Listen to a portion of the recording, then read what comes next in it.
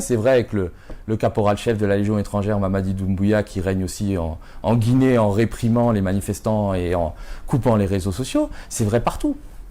En tout cas, nos autorités, pour ne pas être indépendants, mais en tout cas, le peuple sénégalais est vraiment indépendant.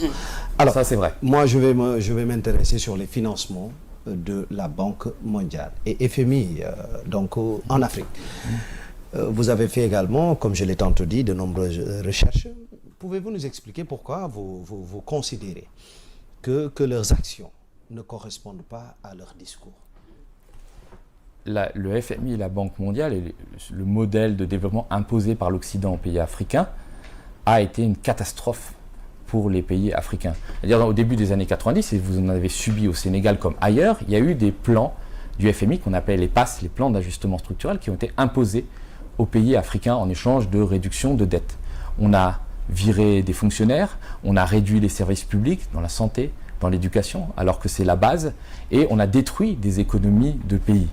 Et donc ce qui fait qu'aujourd'hui, ces pays ont du mal à se développer, alors qu'en fait ils sont très riches. Moi j'utilise le terme pour les pays africains, je n'utilise pas le terme de pays pauvres. Non, j'utilise le j'utilise terme de pays appauvris. Appauvris par la prédation de grandes entreprises étrangères, de puissances occidentales et d'une oligarchie locale qui est au service de ces grandes puissances. On parlait de l'indépendance. Le peuple sénégalais est indépendant et souverain. Je suis admiratif de la lutte de ce peuple. Et souverainement. Mais vous avez une petite oligarchie qui, elle, est très connectée avec des réseaux à l'étranger et qui participe justement à l'appauvrissement du Sénégal comme l'appauvrissement de d'autres pays. Et c'est ça qui est regrettable. C'est regrettable. En tout cas, Mata, si vous avez des questions, peut-être... Il nous parle de pétrole, il nous a parlé de pétrole, de gaz également. Il a fait des enquêtes sur l'or sénégalais. Vous avez fait une enquête? Non, je n'ai pas fait d'enquête sur l'or. Mais qu'est-ce qu'on peut retenir par rapport à l'or sénégalais que la majorité pense que cet or est exploité par les entreprises étrangères, que nos femmes ou nos mamans n'ont même pas la chance d'avoir cela? De toute façon, il y a un problème avec le trafic d'or, que ce soit au Sénégal, que ce soit dans les pays du Sahel, qui est très problématique. Ça veut dire que vous avez une exportation d'or qui en général n'est pas déclarée, qui transite par Dubaï, qui est blanchie par le Sénégal à Dubaï? Oui, il y a le Sénégal à Dubaï, et puis même du Mali, du Niger, du Tchad vers Dubaï. On exporte beaucoup d'or qu'on ne déclare pas, que même des grandes entreprises ne déclarent pas.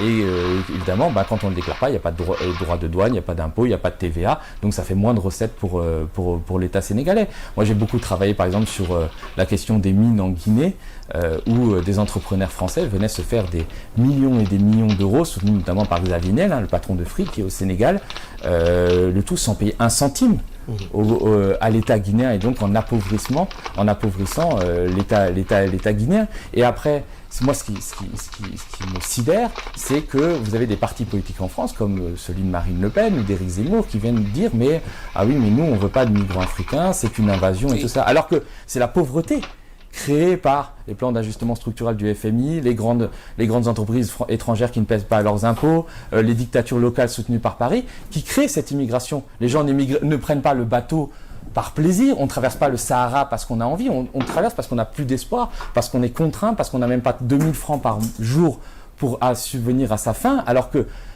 les ressources dont dispose le Sénégal, comme disposent d'autres pays en Afrique, devraient permettre à ces pays-là d'arriver à l'autosuffisance. Alors on peut travailler avec des entreprises étrangères, c'est pas le problème, mais il faut que ces entreprises étrangères ne fassent pas de corruption, payent leurs impôts et payent leur juste part au développement du Sénégal. C'est ça qui est important. Et ensuite, il y a quand même quelque chose qu'on oublie de dire, c'est le financement de la vie politique française par les dictateurs africains. Et ça, justement, quand on parle de ça, et on fait allusion à nos ressources minières, donc justement, on va parler de l'argent.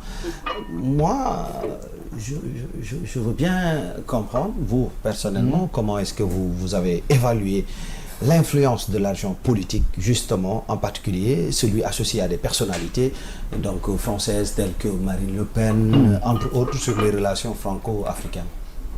C'est quelque chose qui a structuré la vie politique française depuis les années 60.